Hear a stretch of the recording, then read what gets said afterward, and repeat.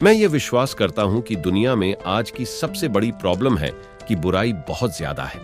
बुराई बहुत ही ज्यादा बढ़ रही है आज इस दुनिया में। और ये क्यों है?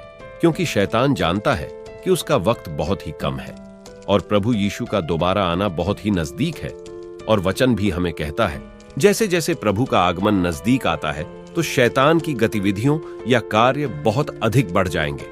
अपहरण होना, हिंसा, बेरहमी, डर, टेरर, इन सब चीजों का बढ़ना भी शैतानी गतिविधियों का हिस्सा है। ये मैं मानता हूं।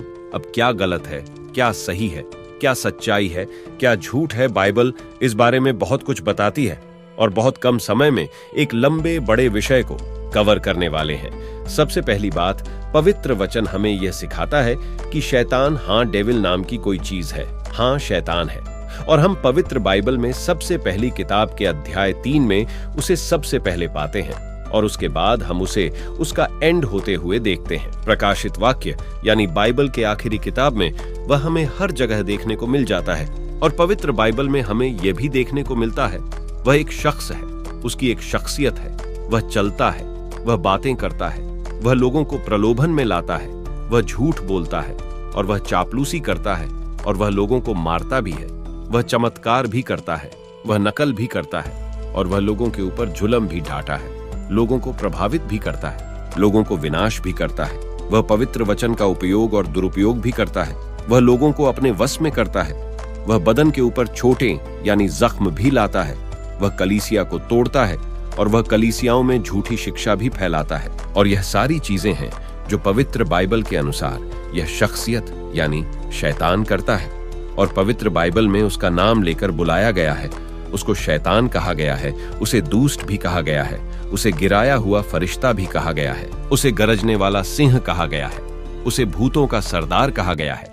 उसके बारे में बाइबल में यह भी बताया गया है कि उसका राज्य अंधकार का राज्य है, उसका राज्य बुराई का राज्य है और अधर्मिकता का राज्य है, और उसका राज्य पाप, नफरत, मौत का राज्य है और झूठे चमत्कार और झूठे आत्मिक अनुभवों को भी जन्म देता है यानी पैदा करता है। वह झूठी अन्य भाषाएं बोलता है और वह नकल का बाप है। उसके पास एक झूठी कलीसिया है, एक झूठा सुसमाचार है और उद्धार का झूठा प्लान है। उसकी एक झूठी एकता भी है। उसके पास झूठे प्रचारक हैं, झूठे नबी भी हैं। ये वह सब है जो पवित्र बाइबल हमें शैतान के बारे में बताती है। अब इस शब्द लुसिफर का मतलब है रोशनी का मांबा यानी प्रकाश वाहक। वह जो चमकता है, यह गुमराह कर देने वाली रोशनी या नूर है, सच्चा नूर नहीं है, जो धोखा देने वाली और ये झूठी रोशनी है।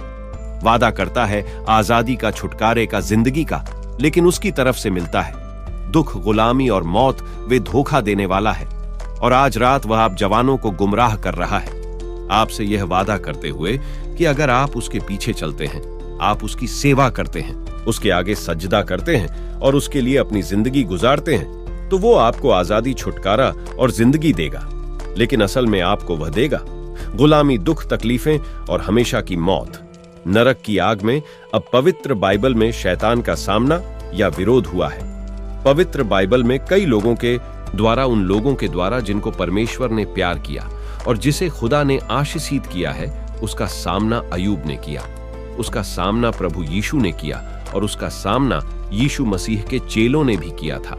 उसे स्वर्ग से गिरा दिया गया और वचन कहता है उसे आखिरी में उसे नरक की आग में डाल दिया जाएगा, जो कि तैयार की गई थी शैतान के लिए और इसके दूतों के लिए। अब आपके मन में सवाल उठकर आएगा कि शैतान असल में बना कैसे? खुदा ने उसे अनुमति क्यों दी? इस बात को भी लेकर बहुत सारी अनिश्चितता है। संत पौलुस इसे अधर्म का भेद बताते हैं। कुछ चीजें हैं जो हम नहीं जानते। खुदा ने कुछ चीजों को इस वचनों में प्रकट नहीं किया है। अगर कुछ चीज को परमेश्वर ने जाहिर नहीं किया है तो हमें अपने अंदाजे नहीं लगाने चाहिए। हाँ, पवित्र बाइबल में कुछ संकेत है इस चीज के बारे में लेकर शैतान कहां से आया, और यह हमें देखने को मिलता है यशायाह अध्याय 14 में और यहेजकेल अध्याय 28 में। यशायाह अध्याय 14 के 12 वचन में लिखा है, हे भोर के चमकने वाले, यानी भोर के चमकने वाले का मतलब है लुसिफर, तारे तू कैसे आकाश से गिर पड़ा है, तू अब कैसे काटकर भूमि पर गिराया गया है। फिर आगे लिखा है, मैं स्वर्ग पर चढ़ूंगा, तो यहां 5 बार लिखा गया है मैं। तो वह क्या कर रहा था? अपनी इच्छा को परमेश्वर के इच्छा के विरोध में ले जा रहा था।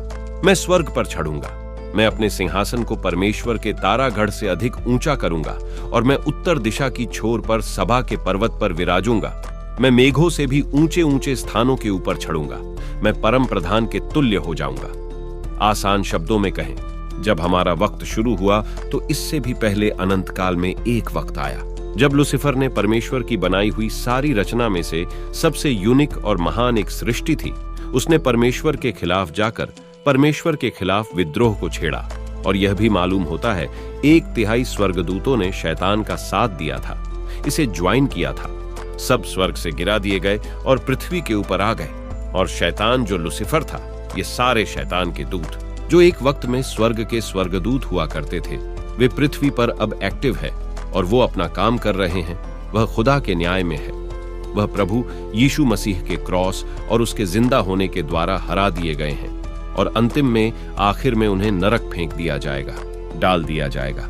उनके अंत तक के आने से पहले वह पृथ्वी के ऊपर अपना काम कर रहे हैं। वह बड़ी ही तेजी से इस काम को बढ़ा रहे हैं। अब लूसीफर का गुनाह क्या था? घमंड। वह खुदा के जैसे बनना चाहता था, वो खुदा से भी ऊंचा उठना चाहता था, सारे कायनात की सबसे बड़ी चीज या शख्सियत बनना चाहता था, ये हम कह सकते हैं। इस कारण वह विद्रोह किया। अब आप कहेंगे, यह विचार उसे कहां से आया? हम ये नहीं जानते हैं। उसके मन में, उसके हृदय में इस गुनाह का, पाप का ख्याल कहां से आया, हम नहीं जानते हैं। ये परमेश्वर के रहस्य में छुपा हुआ है, ये अधर्म के भेद में छुपा हुआ है। ये कुछ ऐसी बातें हैं जो हम पूरी तरह से नहीं समझते हैं और इस मिस्ट्री रहस्य का हल नहीं होगा जब तक आर्मगैडन का लड़ाई युद्ध नहीं आता है, जब हमारे खुदावन यीशु मसीह अपने स्वर्गदूतों के सेनाओं के साथ इस पृथ्वी पर वापस लौटेंगे और वे सदा सदा के लिए शैतान और उसके दूतों का हल करेंगे, उन्हें खत्म करेंगे। तब तक इस बात का पता नहीं चलेगा। आशा करता हूं दोस्तों वीडियो पसंद आई होगी। अगर पसंद आई हो तो वीडियो को लाइक और शेयर जरूर करें और कमेंट में अपना नाम जरूर लिखिए। सबके लिए प्रेयर की जाएगी। तब तक के लिए सबको जय मसीह की। परमेश्वर सबको बहुतायत से आशीष दे।